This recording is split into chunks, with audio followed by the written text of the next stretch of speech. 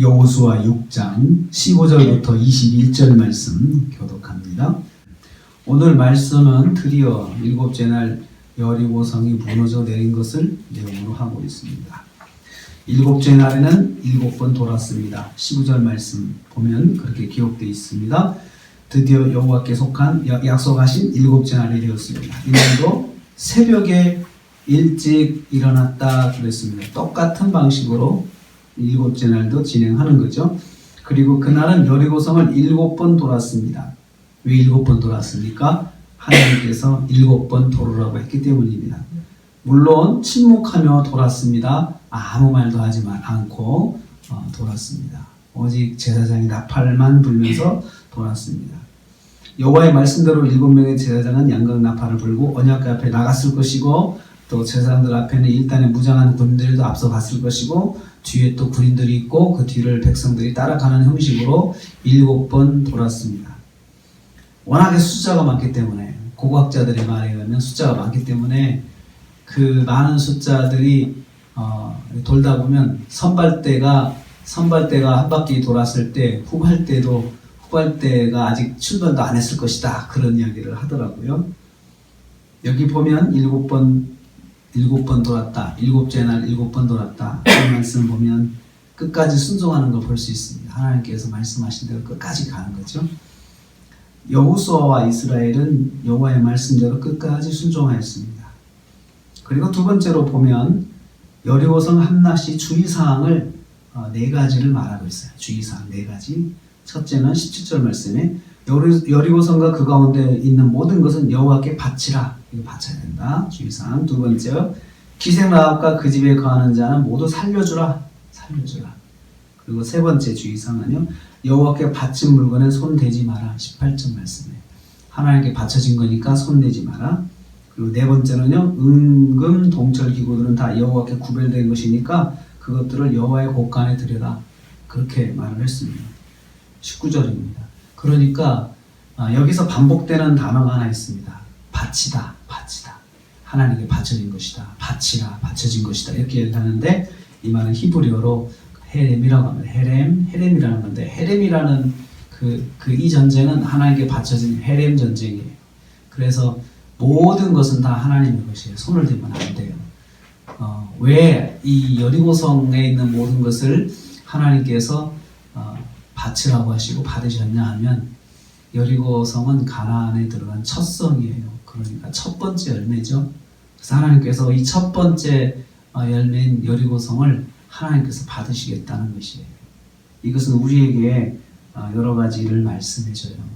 그것은 우리도 첫 번째 것은 하나님의 것이다 라고 하는 생각을 가져야 된다는 거예요. 그래서 성경에서 첫 번째 소출 하나님께 드리죠. 이스라엘 백성이 또 첫째 아들은 하나님께 드리는 것이 되죠. 또 이렇게 첫 번째 것에 대한 특별한 의미를 하나님께서 주신 것입니다 라고 하는 신앙 고백을 하나님께 온전히 구별하여 바치는 것으로 그렇게 하게끔 이스라엘 백성을 하나님께서 교육하고 계신 거예요. 여리고성은 가나안의 첫 성이라 여호와께 구별하여 바쳤습니다. 이것을 명령하셨어요. 교육이죠. 교육은 명령이죠. 이렇게 해야 된다라고 이스라엘 백성에게 가르쳐 주신 것입니다. 드디어 20절 말씀에 성벽이 무너져 내렸습니다. 7번째 돌았을 때 제사장들이 나팔을 불고, 그때 약속한 것처럼 이스라엘 백성은 200만이 넘는 이스라엘 백성이 소리를 한꺼번에 함성을 질렀습니다. 엄청난 소리겠죠. 그러자 여리고 성벽이 무너져 내렸다 그랬습니다.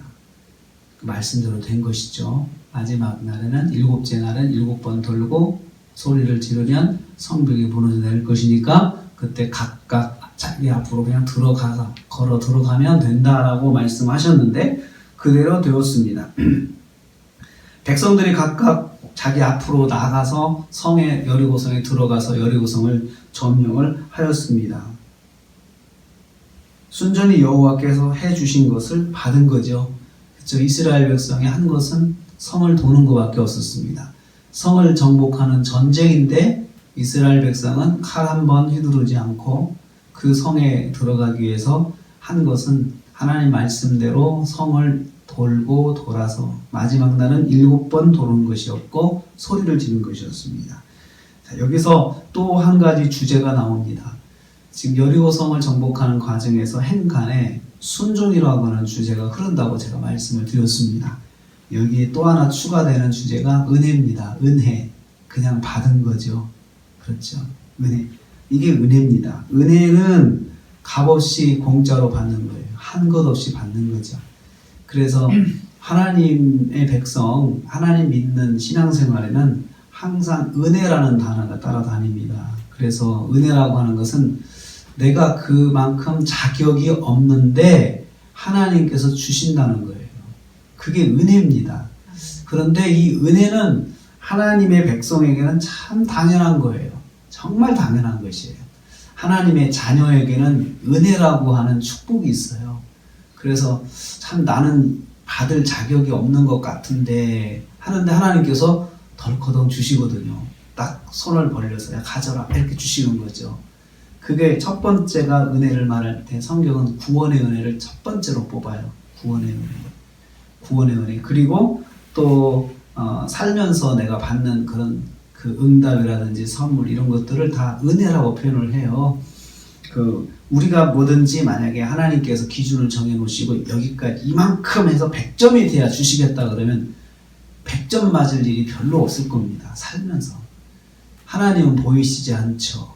그 보이시지 않는 하나님 말씀을 따라간다는 건 쉬운 거 아니고 인생에게 쉬운 거 아니거든요. 그런데 은혜라고 표현할 때는 자격이 없지만 우리 하나님 앞에 구하여서 받는 걸 말합니다. 그래서 우리가 기도할 때 하나님 제가 자격은 없지만 제가 하나님께 구합니다 라고 말을 하죠. 그래서 그때 은혜를 이야기할 때는 반드시 십자가가 들어가는 거예요. 왜 은혜를 이야기하면서 내 자격은 없다고 하면서 왜 내가 이렇게 하나님께 뻔뻔하게 달라고 할 수 있느냐라고 하는 건 십자가 때문에 그렇거든요. 예수님의 공로로 의지해서 주님 제가 자격 없어요. 하나님 제가 자격 없는 거 알아요. 그런데 예수님께서 제게 자격을 주셨어요. 십자가의 은혜로. 부족한 부분들을 우리는 죄라고 하거든요. 하나님께서 이만큼 하라고 그랬는데 이만큼 안 되고 우리가 엎드려 있거든요. 그럴 때 부족한 부분만큼이 항상 죄예요. 그런데 그 부족한 부분을 예수님께서 십자가에 보여서 덮어서 안 보이게 하시는 거예요. 그래서 우리가 믿음 생활하면서 예수님의 이름으로 기도합니다 라고 하는 말이 그런 의미가 있어요. 제가 이 제목 하나님께 올려드렸지만 사실은 제가 염치는 없습니다. 왜냐하면 받을 만한 자격이 안 돼요. 그만큼 했다면 떳떳하겠죠. 떳떳해서 어떻게 보면은 떳떳하면 그렇게 달라고 할 필요는 없어요. 내가 했으니까 달라는 거예요. 했으니까 받는 것은 월급이에요. 하나님 앞에 월급을 달라는 게 아니고 제가 하나님 부족합니다. 그런데 제가 이게 꼭 필요합니다. 그래서 주님 앞에 엎드렸습니다. 은혜로 인도하옵소서. 우리가 그렇게 고백을 하죠. 지금 이스라엘 백성이 가나안에 들어가 첫성 여리고성을 들어갈 때 사실 자격은 없어요. 이 사람들이 변반은 전쟁 군인이 있습니까? 훈련받은 군인이 있습니까? 무기가 있습니까? 가진 건 인구수밖에 없거든요. 그리고 상대는 워낙에 힘이 세고 그리고 전쟁에 익숙한 민족이에요. 그런데 그들을 이기게 하셨거든요. 어떻게 이겼는데 누가 비결을 말한다면 우리 성 돌았거든. 그 들은 사람이 별로 한 것도 없네. 한 것도 없이 받았네. 이렇게 말할 거잖아요. 그래서 은혜로 여리고성을 받았으니 그 은혜에 감사해서 하나님께 드려야 되겠죠. 그래서 그 성을 드리는 것입니다. 여기 다시 한번 강조되는 것이 말씀대로 순종하면 반드시 열매를 얻는다. 또 하나의 주제가 나오죠. 순종하면 열매로 돌아온다. 우리가 오늘 또 하루를 삽니다. 말씀에 순종했으면 시작했으면 끝까지 순종하는 게 필요합니다. 그리고 순종하면 하나님이 은혜를 베풀어 주십니다. 은혜를 받는 것이죠. 오늘 하루 하나님 은혜를 받으시는 하루가 되시고요. 또 순종하기 시작하시면 끝까지 순종하셔서 열매를 받으시기를 주님의 이름으로 축복합니다. 하나님